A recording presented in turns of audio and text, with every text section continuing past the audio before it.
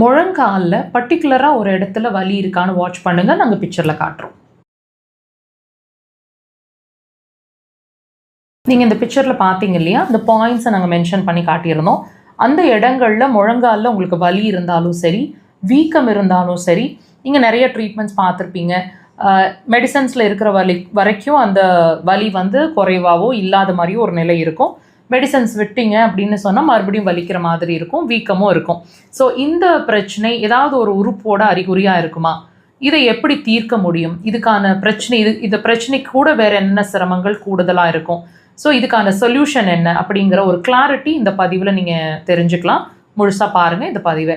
இந்த பிரச்சனை வர்றதுக்கான காரணம் அப்படிங்கிறது இரைப்பைன்னு சொல்லப்படுதுங்க.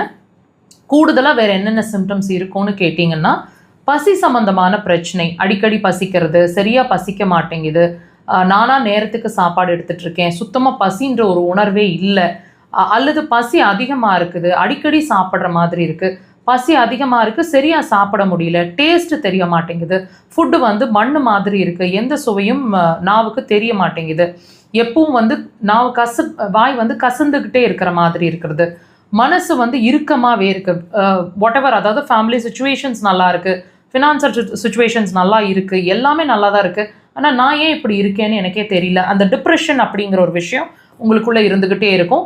அது மட்டும் இல்லைங்க, முழங்காலுக்கு கீழே தெம்பே இல்லாமல் இருக்கும், காலோட பாதங்கள் இருக்குது இல்லைங்களா, அந்த பாதங்களில் வந்து ஊனும் போது மேல் பகுதியில் வலி இருந்துகிட்டே இருக்கும், எப்பவுமே ஒரு கலகலப்பு இல்லாத ஒரு நிலை இருக்கும், ஸ்கின் வந்து ட்ரையாக இருக்கிற மாதிரி இருக்கும்.